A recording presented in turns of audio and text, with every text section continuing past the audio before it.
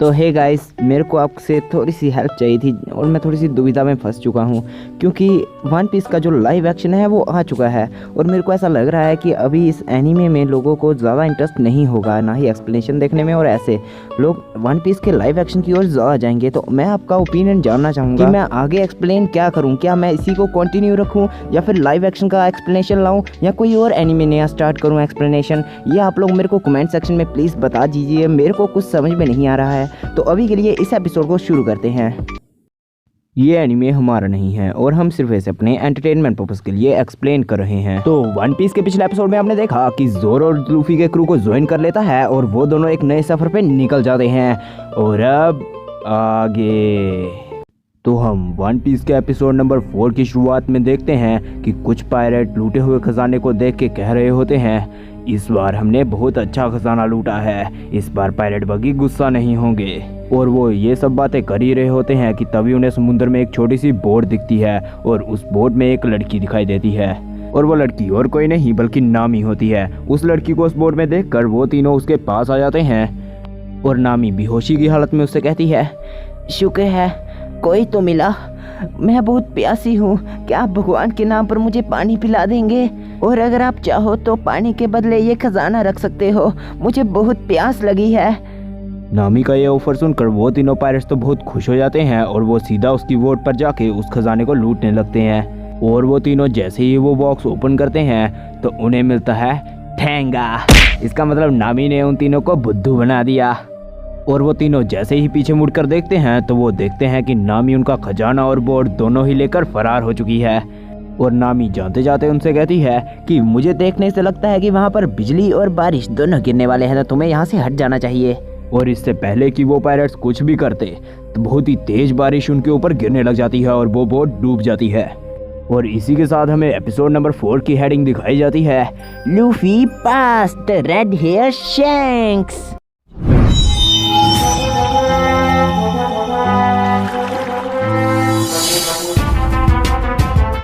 और हम एपिसोड की शुरुआत में देखते हैं कि लूफी एक छोटी सी बोट पर लटका हुआ होता है क्योंकि वो अपने रास्ता भटक चुके हैं। और ये सुनकर ज़ोरो कहता है, तुम आखिर कैसे पायरेट हो जो रास्ता भटक गया?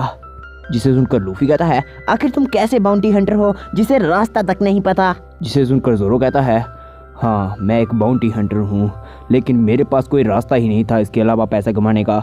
वैसे एक मिनट, बाउंटी हंटर और नेविगेशन स्किल का आपस में क्या कनेक्शन है? और तुम मुझसे इज्जत से बात करो, मैं रोनोरोआ ज़ोरो हूँ।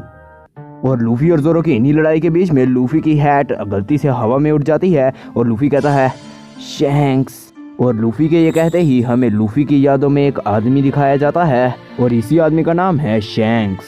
और लूफी शैंक्स को इमेजिन करते हुए कहता है, मुझे वो दिन याद है शैंक्स। और लूफी के ये कहते ही लूफी और ज़ोरो दोनों ही उस हैट को पकड़ने के लिए आगे बढ़ते हैं और तभी हमें लूफी का पास दिखाया जाता है। और लूफी की यादों में हम शैंक्स और लूफी को एक बार में देखते हैं और हमें दिखाया जाता है कि शैंक्स एक बहुत ही बड़ा पायरेट है और उसका एक बहुत ही बड़ा क्रू है। और वहीं पर लूफी शैंक्स से पूछता है, क्या तुम मुझे अपने अगले मिशन पर लेके जाओगे शैंक्स? जिसे सुनकर शैंक्स कहता है, तुम और पायरेट मिशन 2 फुट के तो हो अभी। और ये सुनकर सारे के सारे उसके क्रू मेंबर हंसने लग जाते हैं, जिस पे लूफी कहता है, इसमें इतने हंसने की क्या बात है? और लूफी को इतना चिढ़ता और गुस्सा होते देख शैंक्स कहता है, ओ छोटे बच्चे गुस्सा नहीं, चलो जूस पी लो।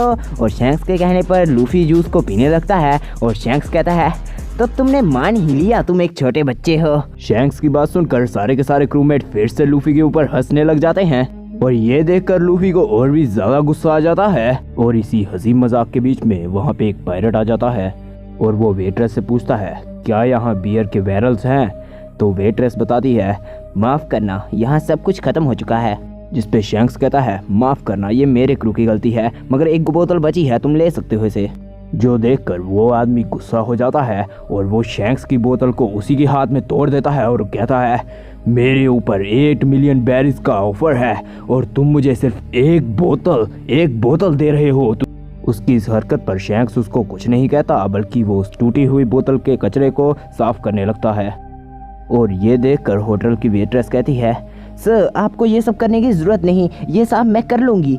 और शैंक्स को वो साफ करते हुए देख वो आदमी उस होटल की सारी बोतलों को फोड़ देता है और कहता है, अपना काम शौक से करो। और यह कह के वो वहाँ से जाने लगता है और लूफी वो देखकर बहुत ही ज़्यादा गुस्से में आ जाता है। और वहाँ दूसरी तरफ वो होटल की वेट्रेस शैंक्स को उठाते हुए पूछती है कि आपको कुछ हुआ तो नहीं। और यह सुनकर शैंक्स और उसके क्रूमेट हंसने लग जाते हैं। और तभी लूफी बहुत ही गुस्से में कहता है, इसमें हंसने की क्या बात है, उसने तुम्हारा मजाक उड़ाया और तुम लोग यहाँ पे हंस रहे हो, तुम एक नंबर के डरपोक हो शैंक्स। लूफी की इस बात पर शैंक्स कहता है, हमेशा लड़ना ही एकमात्र रास्ता नहीं होता लूफी, कभी कभी चुप रहना भी सही होता है। और ये सुनकर भी लूफी को बहुत ही ज़्यादा गुस्सा आ रहा होता है और वो अपना गुस्से को शांत करने के लिए वहीं पे रखे एक फ्रूट को खाने लगता है। जो देखकर शैंक्स कहता है, अच्छा तो तुम अपने गुस्से को खाना खाकर शांत कर रहे हो है ना।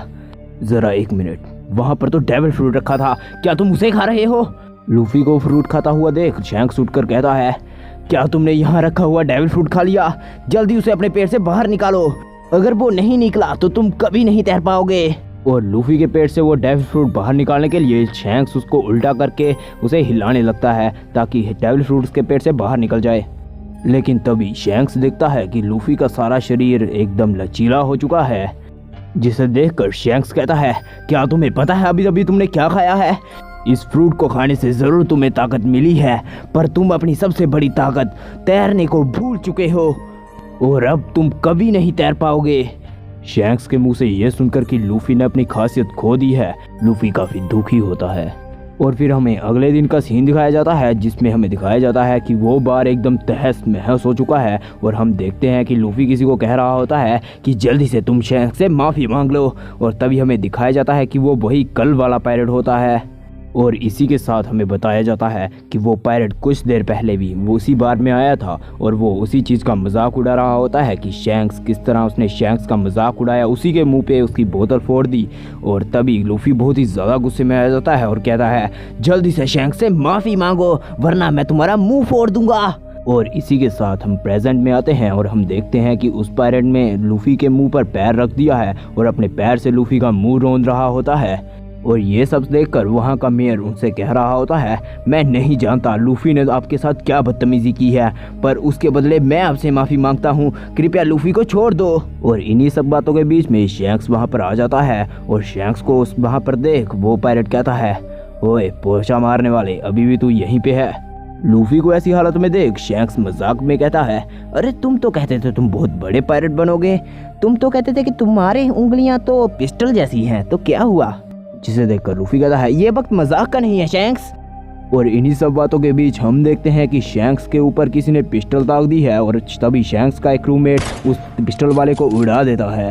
और तभी शैंक्स उस पायरेट से कहता है, तुमने मेरी बुज़दिली देखी है ना, तो अब तुम मेरी बहादुरी भी देख लो। शैंक्स की ये बातें सुनकर वो पायरेट हंसने लग जाता है और कहता है, तो तुम मुझे अपनी बहादुरी दिखाओगे, गंदी नाली के कीड़े।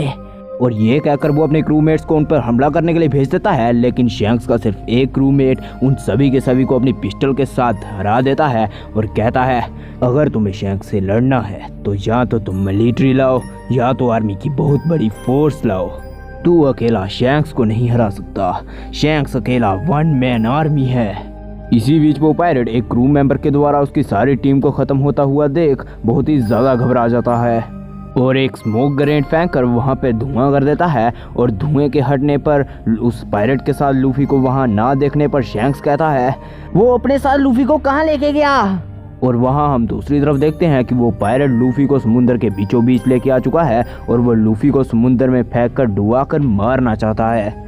और वो करता भी कुछ ऐसा ही है, वो लूफी को उठाकर पानी में फेंक देता है और लूफी को डूबता हुआ देख वो कहता है, तुम्हारे साथ ऐसा ही होना चाहिए बच्चे। और उसी वक्त हम उस पायरेट के पीछे एक सी डेविल को देखते हैं और वो सी डेविल उसी वक्त पर उस पायरेट को खा जाता है।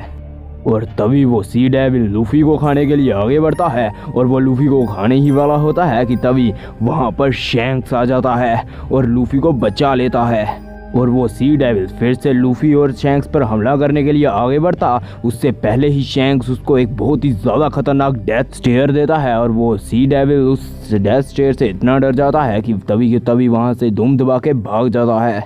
और फिर हम दूसरा सीन देखते हैं जिसमें लूफी बहुत ज़ोर से रो रहा होता है और शैंक्स पूछता है, अरे अब वो चला गया और तुम अभी भी क्यों रो रहे हो।